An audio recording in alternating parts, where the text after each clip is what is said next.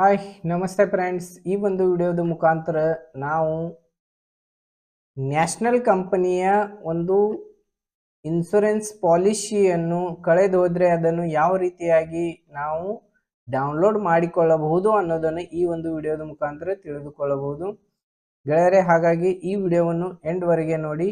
ಎಂಡ್ವರೆಗೆ ನೋಡಿದರೆ ನಿಮಗೆ ಅರ್ಥ ಆಗುತ್ತದೆ ಗೆಳೆಯರೆ. ನಾನು ಎಸ್ಕೆ, ನೀವು ನೋಡ್ತಾ ಇರೋದು ಎಸ್ಕೆ ಟೆಕ್ ಯೂಟ್ಯೂಬ್ ಚಾನಲ್. ಇದುವರೆಗೆ ನನ್ನ ಈ ಚಾನಲ್ ಅನ್ನು ಸಬ್ಸ್ಕ್ರೈಬ್ ಮಾಡಿಕೊಂಡಿಲ್ಲ ಅಂತಂದ್ರೆ ಪ್ಲೀಸ್ ಸಬ್ಸ್ಕ್ರೈಬ್ ಮಾಡಿಕೊಳ್ಳಿ. ಹಾಗೇನೆ ಪಕ್ಕದಲ್ಲಿರ್ತಕ್ಕಂಥ ಬೆಲ್ ಐಕನ್ ಮೇಲೆ ಮಿಸ್ ಮಾಡದೆ ಕ್ಲಿಕ್ ಮಾಡಿ. ಏಕೆಂತಂದ್ರೆ ಈ ರೀತಿಯಾದ ವಿಡಿಯೋಸ್ಗಳನ್ನು ಈ ಒಂದು ಯೂಟ್ಯೂಬ್ ಚಾನಲ್ದಲ್ಲಿ ಅಪ್ಲೋಡ್ ಮಾಡಲಾಗುತ್ತದೆ. ಅದರದ ಒಂದು ನೋಟಿಫಿಕೇಶನ್ ಬರುವಾಗೋಸ್ಕರ ನೀವು ಬೆಲ್ ಐಕನ್ ಮೇಲೆ ಕ್ಲಿಕ್ ಮಾಡಿ ಗೆಳೆಯರೆ. ಹಾಗಾದ್ರೆ ಈ ಒಂದು ವಿಡಿಯೋವನ್ನು ಟೈಮ್ ವೇಸ್ಟ್ ಮಾಡದೆ ಸ್ಟಾರ್ಟ್ ಮಾಡೋಣ ಗೆಳೆಯರೆ. ಈ ರೀತಿಯಾಗಿ ಕ್ರೋಮ್ ಬ್ರೌಸರ್ ಬರುತ್ತೆ, ಈ ರೀತಿ ಓಪನ್ ಮಾಡಿಕೊಳ್ಳಿ. ಕ್ರೋಮ್ ಬ್ರೌಸರ್ ಅನ್ನು ಓಪನ್ ಆದ ನಂತರ ನಾನು ನ್ಯೂ ಟ್ಯಾಬ್ ಅನ್ನು ತಗೊಳ್ತಾ ಇದ್ದೇನೆ. ಇಲ್ಲಿ ನೋಡಿ, ಸರ್ಚ್ ಬಾಕ್ಸ್ ದಲ್ಲಿ ನೀವು ನ್ಯಾಷನಲ್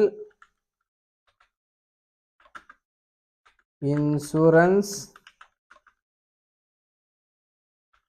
ಪಾಲಿಸಿ ಡೌನ್ಲೋಡ್ ಅಂತ ಹೇಳಿ ಟೈಪ್ ಮಾಡಿ. ಟೈಪ್ ಮಾಡಿದ ನಂತರ ಸರ್ಚ್ ಮಾಡಿ. ಸರ್ಚ್ ಮಾಡಿದ ನಂತರ ಇಲ್ಲಿ ನೋಡಿ, ನ್ಯಾಷನಲ್ ಇನ್ಶೂರೆನ್ಸ್ ಕಂಪನಿ ಲಿಮಿಟೆಡ್ ಒಂದು NIC ಪೋರ್ಟಲ್ ಬರುತ್ತೆ. ಆ ನಂತರ ಇಲ್ಲಿ ನೋಡಿ, ನೀವು ಇಲ್ಲಿ ಡೌನ್ಲೋಡ್ ಪಾಲಿಸಿ ಅಂತ ಹೇಳಿದೆ, ಇದರ ಮೇಲೆ ಕ್ಲಿಕ್ ಮಾಡಿ. ಡೌನ್ಲೋಡ್ ಪಾಲಿಸಿ ಮೇಲೆ ಕ್ಲಿಕ್ ಮಾಡಿದ ನಂತರ ನಿಮಗೆ ಒಂದು ವೆಬ್ಸೈಟ್ ಅನ್ನು ಓಪನ್ ಆಗುತ್ತೆ. ನ್ಯಾಷನಲ್ ಇನ್ಶೂರೆನ್ಸ್ ಕಂಪನಿಯ ಒಂದು ವೆಬ್ಸೈಟ್ ಇರುತ್ತೆ ಇದು. ಈ ರೀತಿಯಾಗಿ ಬಂದಿದಾಗ ಇಲ್ಲಿ ನೋಡಿ, ಮೊಬೈಲ್ ನಂಬರ್ ಥ್ರೂ ನಾವು ಡೌನ್ಲೋಡ್ ಮಾಡಿಕೊಳ್ಳಬಹುದು. ಆನಂತರ ಇಮೇಲ್ ID ಥ್ರೂ ಕೂಡ ಡೌನ್ಲೋಡ್ ಮಾಡಿಕೊಳ್ಳಬಹುದು. ಆದರೆ ಪಾಲಿಸಿಯ ಮೇಲೆ ಇದ್ದಂತಹ ಮೊಬೈಲ್ ನಂಬರ್ ಬೇಕಾಗತ್ತೆ. ಆನಂತರ ಪಾಲಿಸಿಯ ಮೇಲೆ ಇದ್ದಂತಹ ಇಮೇಲ್ ID ಬೇಕಾಗತ್ತೆ. ಅದರಲ್ಲಿ ಯಾವುದು ನಿಮ್ಮ ಪಾಲಿಸಿಗೆ ಅಟ್ಯಾಚ್ ಇರುತ್ತೆ ಆ ಒಂದು ನಂಬರನ್ನು ಇಲ್ಲಿ ಎಂಟರ್ ಮಾಡಿ. ಇಲ್ಲಿ ನಾನು ಮೊಬೈಲ್ ನಂಬರ್ ಥ್ರೂ ನಿಮಗೆ ತಿಳಿಸ್ಕೊಡ್ತಾ ಇದ್ದೇನೆ. ಇಲ್ಲಿ ನಿಮ್ಮ ಮೊಬೈಲ್ ಸಂಖ್ಯೆಯನ್ನು ಎಂಟರ್ ಮಾಡಿಕೊಳ್ಳಿ ಈ ರೀತಿ. ಆನಂತರ ಸೆಂಡ್ OTP ಮೇಲೆ ಕ್ಲಿಕ್ ಮಾಡಿ.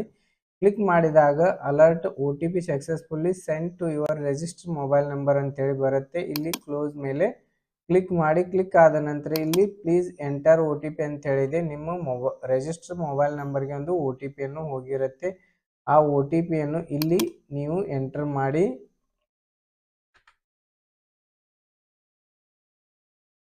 ಆನಂತರ ಇಲ್ಲಿ ಕಾಣ್ತಾ ಇರತಕ್ಕಂತಹ ಕ್ಯಾಪ್ಚಾ ಕೋಡ್ ಅನ್ನು ಇಲ್ಲಿ ಎಂಟರ್ ಮಾಡಿ.